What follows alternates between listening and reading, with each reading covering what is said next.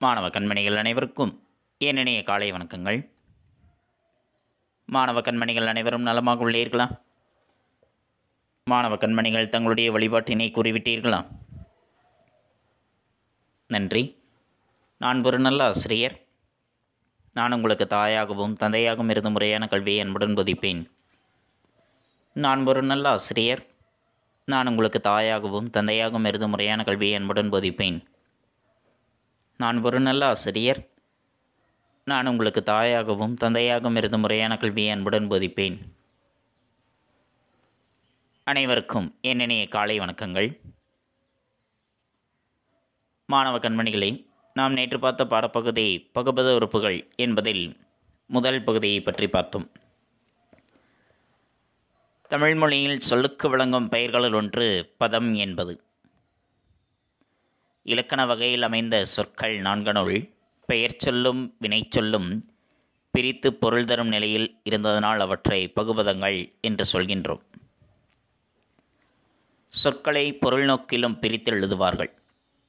ஒவ்வொரு சொல்லிலும் உள்ள உறுப்புகள் எவை எவை என்ற வகையிலும் பிரித்து எழுதுவார்கள். அவ்வாறு பிரித்து எழுதப்படுகின்ற உறுப்புகளை தான் பகுபத உறுப்புகள் என்று சொல்கின்றோம். அவை பகுதி, விகுதி, இடைநிலை, சந்தி, சாரியை, விகாரம் என்று 6 வகைப்படும். ஒரு வினை பகுபதத்தில் பகுதியும் விகுதியும் அடிப்படை உறுப்புகளாக இருக்கும். சொற்களில் பகுபத உறுப்புகள் ஒன்றோ இரண்டோ குறைந்து வரும். சில சொற்கள் 6 உறுப்புகளையும் பெற்று வரும். ஒரு பகுபதத்தில் பகுதி, விகுதி, இடைநிலை என்பவைதான் பொருள் தரக்கூடிய உறுப்புகள். இவை மூன்றும் இணையும் பொழுது ஏற்படுகின்ற புணர்ச்சி மாற்றங்கள் தான் சந்தி, சாரியை, விகாரம் என்பது. பகுதி ஒரு சொல்லின் அடிச்சொல்தான் பகுதி என்பது. அதனை முதல்நிலை என்றும் குறிப்பிடுவார்கள். விகுதி பெறாத ஏவல் வினையாக வரும். மேலும் அதனை பகுதி, விகுதி என்று பிரிக்க இயலாததாகவும் இருக்கும். பகுதி சில சொற்களில் ஒற்று இரட்டித்து காலம் காட்டுவதாகவும் இருக்கும். விகுதி ஒரு வினைமுற்றுச் சொல்லின் இறுதியில் நின்று திணை, பால், எண், இடம் ஆகியவற்றை வெளிப்படுத்தக்கூடிய உறுப்புதான் விகுதி என்பது. வியங்கோள், தொழிற்பெயர், பெயரெச்சம், வினையெச்சம் போன்ற பல்வேறு இலக்கண பொருண்மைகளை உணர்த்தவும் விகுதி என்பது பயன்படுத்தப்படுகின்றது. இவற்றை பற்றித்தான் நாம் நேற்றைய பாடப்பகுதியில் கண்டறிந்தோம். இன்று நாம் காண்பது இடைநிலை. இடைநிலைகள் என்பவை எவை, அவற்றினுடைய வகைகள், சந்தி, சாரியை, விகாரம் இவற்றை பற்றித்தான் இன்றைய பாடப்பகுதியில் காண இருக்கின்றோம். பாடப்பகுதிக்குள் செல்லலாமா மாணவர்களே? தங்களுடைய பாடப்புத்தகத்தில் பக்கம் எண் 73 எடுத்துக்கொள்ளுங்கள். எடுத்துக்கொண்டீர்களா? நன்றி. இடைநிலை. இடைநிலை என்பது பகுதிக்கும் விகுதிக்கும் இடையில் தோன்றக்கூடிய உறுப்புக்குத்தான் இடைநிலை என்று பெயர். பகுதிக்கும் விகுதிக்கும் இந்த இரண்டிற்கும் இடையில் ஒரு உறுப்பு தோன்றுகின்றதென்றால் அந்த உறுப்பிற்குத்தான் இடைநிலை என்று பெயரானது. வினை பகுபதத்தில் வருகின்ற இடைநிலையை கால இடைநிலை, எதிர்மறை இடைநிலை என்று 2 வகையாக பிரிக்கின்றார்கள்.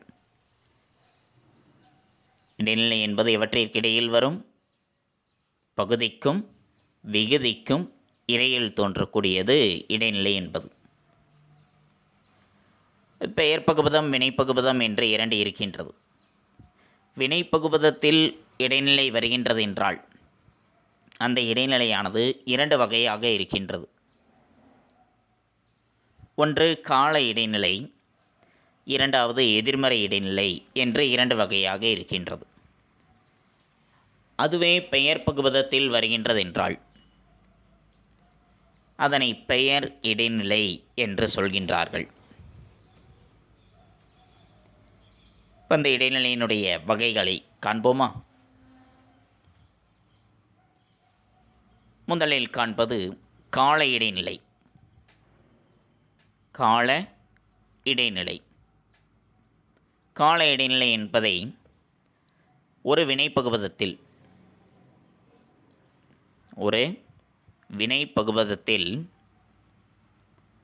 பகுதிக்கும் விகுதிக்கும் இடையில் வந்து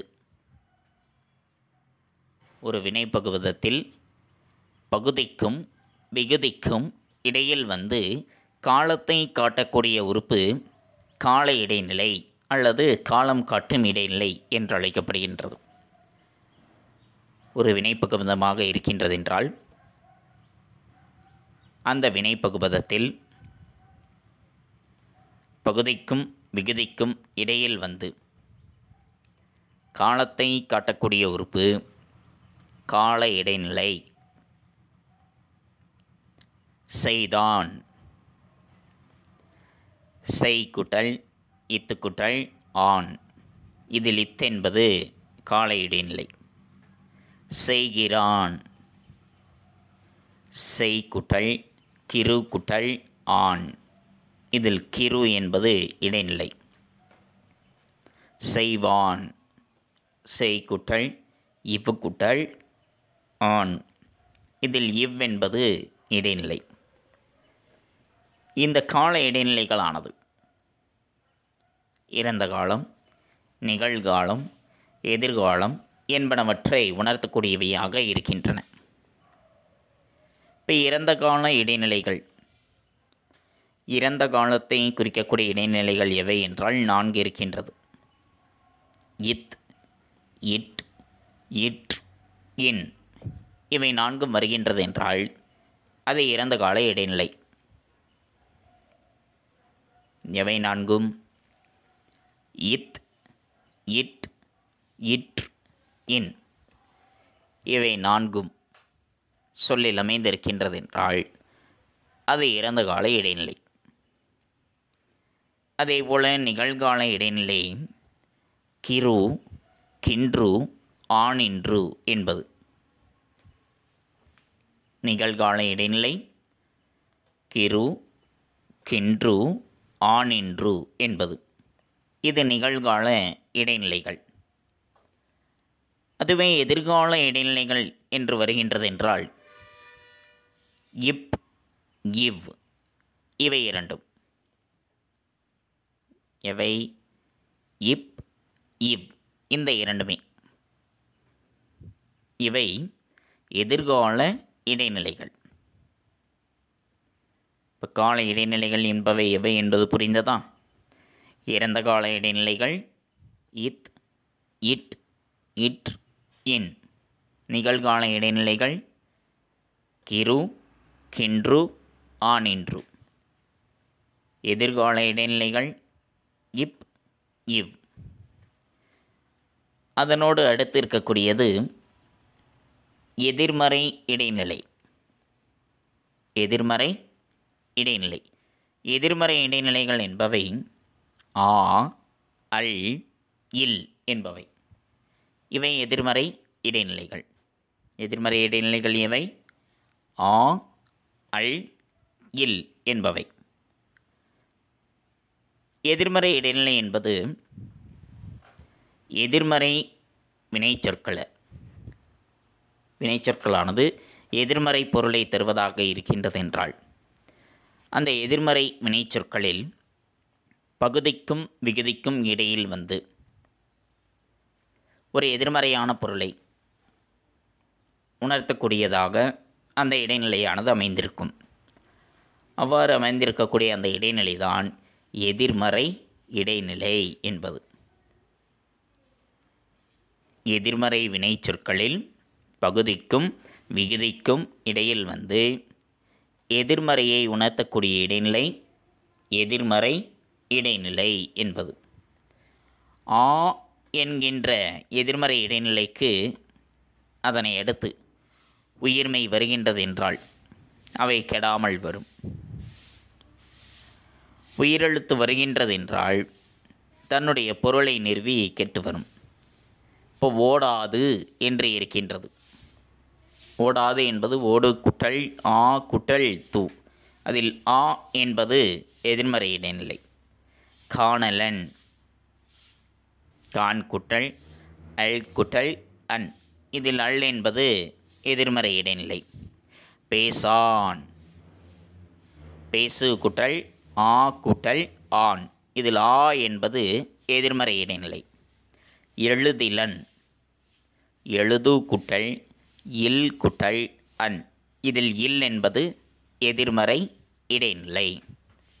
ஆக எதிர்மறை இடைநிலை என்பது எதிர்மறை வினைச்சொற்களில் பகுதிக்கும் விகுதிக்கும் இடையில் வந்து எதிர்மறையை உணர்த்தக்கூடிய இடைநிலை எதிர்மறை இடைநிலை. புரிந்ததா மாணவர்களே? அடுத்தது பெயர் பகுபதத்தில் வருகின்ற இடைநிலை, அதுதான் பெயர் இடைநிலை என்பது. இப்போ இதுவரைக்கும் வினை பகுபதத்தில் தான் பார்த்தோம். பெயர் பகுபதம் ஓர் ஆக்கப்பெயர் சொல்லில் ஒரு பெயர் பகுதியை விகுதியோடு இணைப்பதற்காக வருகின்ற இடைநிலை தான் பெயர் இடைநிலை என்பது. எவை பெயர் இடைநிலைகளாக இருக்கும்? இச், இன்ச், இந்த், இத், இவ். இந்த மெய்கள் தான் பெயர் இடைநிலைகளாக வரும். எப்படி? போன்று தமிழச்சி, தமிழ் குட்டல் ஆக்குட்டல் இச் குட்டல் இச் குட்டல் இ. அதில் முதல் இச் இருக்கின்றதல்லவா, அது பெயர் இடைநிலை.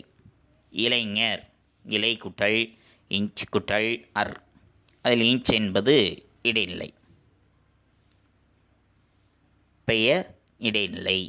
பெயர் இடைநிலை என்பது பெயர் பகுதியை விகுதியோடு இணைப்பதற்கு வருகின்ற இடைநிலைதான் பெயர் இடைநிலை என்பது. புரிந்ததா மாணவர்களே? இப்போ இடைநிலை என்பது புரிந்ததா? இடைநிலை என்பது பகுதிக்கும் விகுதிக்கும் இடையில் தோன்றக்கூடிய உறுப்பு தான் இடைநிலை என்பது. இது வினைப்பகுபதத்தில் வரும்பொழுது கால இடைநிலை, எதிர்மறை இடைநிலை என்று இரண்டு வகையாக இருக்கும். பெயர் பகுபதத்தில் வரும்போது பெயர் இடைநிலை என்று அழைக்கப்படும். புரிந்ததா? நன்றி. சந்தி. சந்தி என்பதற்கு புணர்ச்சி என்று மற்றொரு பெயர் இருக்கின்றது. சந்தி என்பதனுடைய இன்னொரு பெயர் என்ன? புணர்ச்சி என்பது. பகுதி விகுதி இடைநிலை. பகுதி விகுதி இடைநிலை ஆகிய பகுபத உறுப்புகள் புணரும் பொழுது இடையில் தோன்றக்கூடிய உறுப்புதான் சந்தி என்பது. பகுதி விகுதி இடைநிலை இந்த மூன்று பகுபத உறுப்புகளும் சேருகின்றதென்றால், சேரும் பொழுது அவற்றிற்கு இடையில் தோன்றக்கூடிய உறுப்புதான் சந்தி என்பது. சந்தி என்பது பெரும்பாலும் பகுதிக்கும் இடைநிலைக்கும் இடையில் வருவதுதான் வழக்கமாக இருக்கின்றது. பெரும்பாலும் சந்தி என்பது பகுதி இடைநிலை இந்த இரண்டிற்கும் இடையில்தான் வரும். வேறு இடங்களில் அவை இடம்பெறாது. புணர்ச்சியின் போது ஏற்படுகின்ற விகாரங்கள். விகார புணர்ச்சி.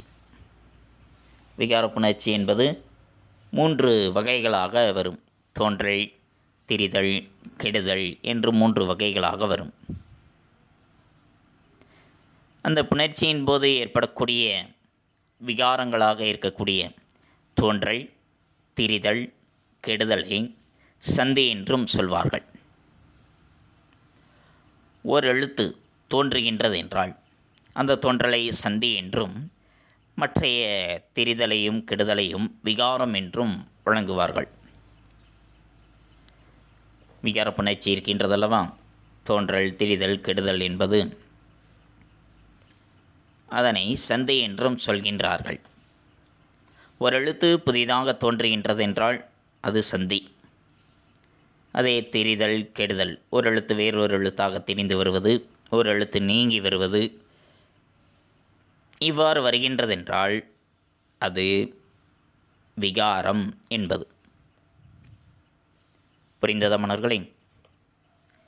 பெரும்பாலும் சந்தி என்பது இத், இப், இக் இந்த 3 எழுத்துக்களில் ஏதேனும் ஒன்று தான் சந்தியாக இருக்கும். இந்த 3 எழுத்துக்கள் தான். ஒன்று இத் அல்லது இப் அல்லது இக். இந்த 3 எழுத்துக்களில் ஏதேனும் ஒன்று தான் சந்தியாக வரும். உடம்படமைகள் உடம்படமைகளாக இருக்கக்கூடிய இ, இவ் இந்த இரண்டுமே சந்தியாக வருவதும் இருக்கின்றது. இப்போ அசைத்தான், அசை குட்டல் இத்து குட்டல் இத்து குட்டல் ஆண், இதில் முதல் இத் என்பது சந்தி. படிக்கிறார், படி குட்டல் இக்கு குட்டல் கிரு குட்டல் ஆர், இதில் இக் என்பது சந்தி. காப்பார், கா குட்டல் இப் குட்டல் இப் குட்டல் ஆர், இப் என்பது சந்தி. வணங்கிய, வணங்கு குட்டல் இ இன் குட்டல் ஈ குட்டல் ஆ, இதில் இ என்பது உடம்படுமை சந்தி. புரிந்ததா? சந்தி என்பதற்கு புணர்ச்சி என்று மற்றொரு பெயரும் இருக்கின்றது.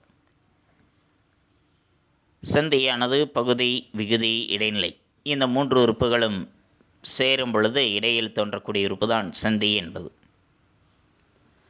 சந்தி பெரும்பாலும் பகுதிக்கும் இடைநிலைக்கும் இடையில் வருவதுதான் வழக்கம்.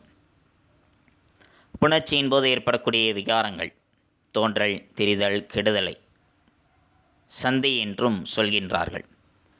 ஓரெழுத்து தோன்றுகின்றதென்றால் அதனை சந்தி என்றும், மற்றைய திரிதல், கெடுதல் இவற்றை விகாரம் என்றும் முழங்குகின்றார்கள். பெரும்பாலும் சந்தி என்பது இத், இப், இக் இந்த 3 எழுத்துக்கள் ஏதேனும் ஒன்றுதான் வரும். சில சமயம் உடம்படுமைகள் சந்தியாக வருவதும் இருக்கின்றது. பகுபத உறுப்புகளில் அடங்காமல் 7வது உறுப்பாக வருகின்ற புறத்துறுப்பு தான் எழுத்துப்பேறு என்பது. அந்த 6 உறுப்புகள் பகுதி, விகுதி, இடைநிலை, சந்தி, சாரியை, விகாரம் என்ற இந்த 6 உறுப்புகளில் அடங்காமல் 7வது உறுப்பாக வருகின்றது எழுத்துப்பேறு என்பது. அதாவது சாரியை வரவேண்டிய இடத்தில் புள்ளி பெற்ற எழுத்து உயிரெழுத்து ஏறுவதற்கு இடமளித்து வருகின்றது என்றால் அதனை எழுத்துப்பேறு என்று குறிப்பிட வேண்டும். விகுதி தனியே வராமல் துணையாக பெற்று வருகின்ற எழுத்துதான் எழுத்துப்பேறு என்பது. எழுத்துப்பேறு என்பது காலத்தை காட்டாது. உதாரணத்திற்கு பாடுதி என்பது பாடு குட்டல் இத்து குட்டல் ஈ என்று வருகின்றதென்றால் அந்த இத் என்பது எழுத்துப்பேறு. மொழியாதான், மொழி குட்டல் ஈ குட்டல் ஆ குட்டல் இத்து குட்டல் ஆன் என்று வருகின்றதென்றால் அதில் இத் என்பது எழுத்துப்பேறு. ஏனென்றால் எழுத்துப்பேறு என்பது சாரியை வரவேண்டிய இடத்தில், சாரியையானது எந்த இடத்தில் வர வேண்டுமோ அந்த இடத்தில் ஒரு புள்ளி பெற்ற எழுத்து வருகின்றதென்றால் அதனை எழுத்துப்பேறு என்று குறிப்பிடுகின்றார்கள். எழுத்துப்பேறு என்பது விகுதி தனியே வராமல் துணையாக பெற்று வருகின்ற எழுத்துதான் எழுத்துப்பேறு என்பது. அந்த எழுத்துப்பேறு என்பது எவ்வித காலத்தையும் காட்டாது. புரிந்ததா மாணவர்களே? நன்றி. சாரியை பகுதியோடு இடைநிலையும் இடைநிலையோடு விகுதியும் பொருத்தமாக சார்ந்து வருகின்ற உறுப்புதான் சாரியை என்பது. சாரியை என்பது பகுதியோடு இடைநிலையும் இடைநிலையோடு விகுதியும் பொருத்தமாக சார்ந்து ஏய வரும் உறுப்புதான் சாரியை என்பது. பகுதியோடு இடைநிலை சேரும் பொழுதும் இடைநிலையோடு விகுதி சேரும் பொழுதும் அவற்றிற்கு பொருத்தமாக வரக்கூடிய உறுப்புதான் சாரியை. பெரும்பாலும் சாரியை என்பது இடைநிலைக்கும் விகுதிக்கும் இடையில்தான் வரும். பெரும்பாலும் சாரியை என்பது எந்த இடத்தில்தான் வரும்? இடைநிலைக்கும் அதனை சார்ந்திருக்கக்கூடிய விகுதிக்கும், இந்த இரண்டிற்கும் இடையில் வரக்கூடியது தான் சாரியை என்பது. பார்த்தனன் என்று இருக்கின்றது. பார்த்தனன். பார்க்குட்டல் இத்துக்குட்டல் இத்துக்குட்டல் அன்குட்டல் அன் என்று வருகின்றது என்றால், பார் என்பது பகுதி, இத்து சந்தி, இத்தென்பது இறந்த கால இடைநிலை. அந்த இடைநிலைக்கும் இறுதியில் இருக்கக்கூடிய அன் விகுதி. அந்த இடைநிலைக்கும் விகுதிக்கும் இடையில் வரக்கூடிய அன் என்பதுதான் சாரியை என்பது. எந்த இரண்டிற்கும் இடையில் வருகின்றது? இடைநிலைக்கும் விகுதிக்கும் இடையில் வரக்கூடிய உறுப்பு தான் சாரியை என்பது. சில சமயங்களில் சந்தி வரவேண்டிய இடத்தில் ஒரு உயிர்மெய் எழுத்து வருகின்றது என்றால் அதனை சாரியை என்று குறிப்பிட வேண்டும். உதாரணத்திற்கு தருகுவென் என்று இருக்கின்றது. அதனை பிரிக்கும் பொழுது தா தரு குட்டல் கூ குட்டல் இவ் குட்டல் என் என்று எழுதுவோம். தா என்பது பகுதி, தா தரு என்றானது விகாரம். அதில் கு என்று இருக்கின்றதல்லவா, அதனை அடுத்து இவ் எதிர்கால இடைநிலை.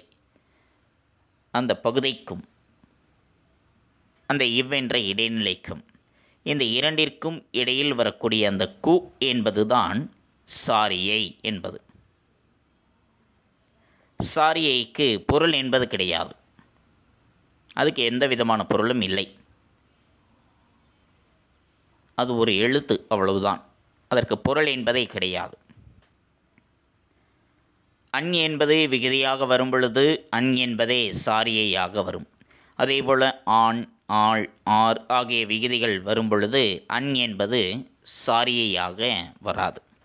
அன் என்பது வந்தால் மட்டும்தான் அன் என்பது சாரியையாக வரும். பார்த்தனன், கொடுத்தனன், தந்தனன், செய்தனன் என்று வரும் பொழுதுதான் அங்கே சாரியை என்பது அன் என்று வரும். பார்த்தாள், கொடுத்தான் என்று வரும் பொழுது அங்கே அன் என்பது வராது. புரிந்ததா மாணவர்களே? சாரியை என்பது பகுதியோடு இடைநிலையும் இடைநொழியோடு விகுதியும் பொருத்தமாக சேரும் பொழுது வரக்கூடிய உறுப்பு தான் சாரியை என்பது. பெரும்பாலும் சாரியை என்பது இடைநிலைக்கும் விகுதிக்கும் இடையில் வரும். சில சமயங்களில் சந்தி வரவேண்டிய இடத்தில் உயிர்மெய் எழுத்து வருகின்றது என்றால் அதனை சாரியை என்று குறிப்பிட வேண்டும். புரிந்ததா மாணவர்களே? நன்றி. விகாரம். அடுத்து நாம் காண்பது விகாரம். பகுதி, விகுதி, இடைநிலை ஆகியவை சேரும் பொழுது அவற்றினுடைய வடிவத்தில் ஏற்படக்கூடிய மாற்றம்தான் விகாரம் என்பது. பகுதி, விகுதி, இடைநிலை இவை மூன்றும் சேரும் பொழுது அந்த மூன்றினுடைய வடிவத்திலும் ஏற்படக்கூடிய மாற்றம்தான் விகாரம் என்பது. ஒரு எழுத்து மற்றொரு எழுத்தாக தெரிந்தும் கெட்டும் நெடில் குறிலாகவும் மாற்றம் பெறும். அத்தகைய மாற்றமே விகாரம் என்று அழைக்கப்படுகின்றது. ஒரு எழுத்து மற்றொரு எழுத்தாக தெரிந்து வரும், அல்லது கெட்டு வரும், நீங்கிவிடும், அல்லது நெடிலாக இருப்பது குறிலாக மாற்றம் பெற்று வரும். அத்தகைய மாற்றம் பெற்று வருவதுதான் விகாரம் என்பது. உதாரணத்திற்கு நின்றான் என்று இருக்கின்றது. நின்றான் என்பதில் நில், இல், இன் குட்டல் இற்று குட்டல் ஆண் என்று வரும். நில் என்பது பகுதி. அந்த நில் என்ற பகுதியில் இல் இனமாக தெரிந்திருக்கின்றது, இன்னாக தெரிந்திருக்கின்றது. ஆக அது விகாரம். ஒரு எழுத்து இன்னொரு எழுத்தாக தெரிந்து வருவது. அதே போல கண்டான். கண்டான் கண்டான் என்பது கான், கண் குட்டல் இட்டு குட்டல் ஆண். கான் என்பது பகுதி.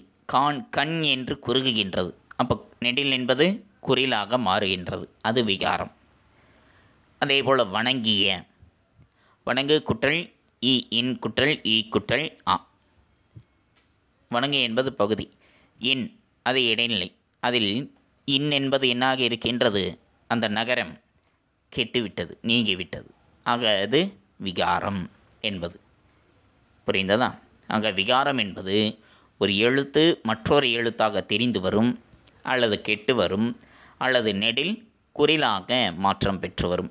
அவ்வாறு மாறுபட்டு வருவதுதான் விகாரம் என்பது. புரிந்ததா மாணவர்களே? விகாரம் என்பது பகுதி, விகுதி, இடைநிலை ஆகியவை சேரும் பொழுது அவற்றினுடைய வடிவத்தில் ஏற்படக்கூடிய மாற்றம்தான் விகாரம் என்பது. இது ஒரு எழுத்து மற்றொரு எழுத்தாக தெரிந்தும் அல்லது கெட்டும் நெடில் குறிலாக மாற்றம் பெற்றும் வரும். அவ்வாறு அமைவது விகாரம் என்பது. புரிந்ததா? நன்றி. மாணவ கண்மணிகளே, இதுகாரும் நாம் கண்டறிந்தது பகுபத உறுப்புகளுள் இடைநிலை, சந்தி, சாரியை, விகாரம் என்பதை பற்றி பார்த்தோம். இடைநிலை பகுதிக்கும் விகுதிக்கும் இடையில் தோன்றக்கூடிய உறுப்புக்கு இடைநிலை என்று பெயர். வினை பகுபதத்தில் வருகின்ற இடைநிலையை கால இடைநிலை, எதிர்மறை இடைநிலை என்று 2 வகையாக பிரிக்கின்றார்கள். அதேபோன்று பெயர் பகுபதத்தில் வருகின்ற இடைநிலையை பெயர் இடைநிலை என்று பிரிக்கின்றார்கள். கால இடைநிலை என்பது ஒரு வினைப்பகுபதத்தில் பகுதிக்கும் விகுதிக்கும் இடையில் வந்து காலத்தை காட்டக்கூடியதாக வரும். அது கால இடைநிலை அல்லது காலம் காட்டும் இடைநிலை என்றும் அழைக்கப்படுகின்றது. எதிர்மறை இடைநிலை என்பது எதிர்மறை வினைச்சொற்களில் பகுதிக்கும் விகுதிக்கும் இடையில் வந்து எதிர்மறையை உணர்த்தக்கூடியதாக அமைந்திருக்கும். அது எதிர்மறை இடைநிலை. பெயர் இடைநிலை ஒரு ஆக்கப்பெயர் சொல்லில் பெயர் பகுதியை விகுதியோடு இணைப்பதற்கு வரும் இடைநிலை பெயர் இடைநிலை என்பது. சந்தி சந்தி என்பதற்கு புணர்ச்சி என்று பெயர். பகுதி, விகுதி, இடைநிலை ஆகிய உறுப்புகள் புணரும் பொழுது இடையில் தோன்றும் உறுப்பு சந்தி என்பது. சந்தி என்பது பகுதிக்கும் இடைநிலைக்கும் இடையில் வருவது பெருவழக்காக இருக்கின்றது. சாரியை பகுதியோடு இடைநிலையும் இடைநிலையோடு விகுதியும் பொருத்தமாக சார்ந்து இயைய வரும் உறுப்புதான் சாரியை என்பது. பெரும்பாலும் சாரியை என்பது இடைநிலைக்கும் விகுதிக்கும் இடையில் வரும். சந்தி வரவேண்டிய இடத்தில் உயிர்மெய் எழுத்து வந்தால் அதனை சாரியை என்றும் குறிப்பிடலாம். விகாரம் பகுதி, விகுதி, இடைநிலை ஆகியவை புணரும் பொழுது அவற்றினுடைய வடிவத்தில் ஏற்படும் மாற்றம் விகாரம் என்பது. ஒரு எழுத்து மற்றொரு எழுத்தாக தெரிந்தும் கெட்டும் நெடில் குறிலாகவும் மாற்றம் பெறும். அத்தகைய மாற்றம்தான் விகாரம் என்பது. தமிழ் ஒரு ஒட்டுநிலை மொழி. ஒரு எழுத்து ஒரு மொழி சொற்கள் இருந்தாலும் தமிழில் உள்ள எல்லா எழுத்துகளும் சொல்லாக வருவதில்லை. ஒன்றுக்கு மேற்பட்ட எழுத்துகள் சேர்ந்தே சொல்லாக அமைகின்றது. அவ்வாறு சொற்கள் புதிதாக தோன்றுவதற்கு ஒரு மொழியியல் நுட்ப அடிப்படை என்பது இருக்கின்றது. பகுதி ஒரு மொழியின் அடிப்படையான வேர்ச்சொல். புதிய சொல்லாக்கத்திற்கு வேர்ச்சொற்களின் வருகை, அவற்றின் சேர்க்கை பற்றிய மொழியியல் நுட்ப அறிவு இன்றியமையாத ஒன்றாக இருக்கின்றது. இதன் மூலம்தான் துறைதோறும் புதிய கலைச்சொற்களை நம்மால் உருவாக்க முடிகின்றது. திணை, பால், எண், இடம் ஆகியவற்றை உணர்த்தும் சிறப்புள்ள ஒரு மொழி தமிழ்மொழி. இச்சிறப்புக்கு காரணம் சொல்லினுடைய விகுதி. இவ்வாறு வேறு வேறு உறுப்புகளை இணைத்து சொற்களை உருவாக்க முடியும். இந்த சொற்களை வேண்டும் பொழுது பிரித்து கொள்ளலாம், மறுபடியும் சேர்த்து கொள்ளலாம். பிரித்தாலும் சேர்த்தாலும் பொருள் மாறாது இருக்கும். பகுபத தன்மை உள்ள மொழியை கற்றுக்கொள்வது மிக எளிதானது. பிற மொழியினர் தமிழை எளிமையாக கற்றுக்கொள்ள இதுவும் ஒரு காரணம். மேலும் இந்த பகுபத தன்மையினால் எண்ணிறந்த சொற்கள் உருவாகின்றது. இது மொழியின் வளர்ச்சிக்கும் தொடர்ச்சிக்கும் இன்றியமையாத ஒன்றாக அமைகின்றது.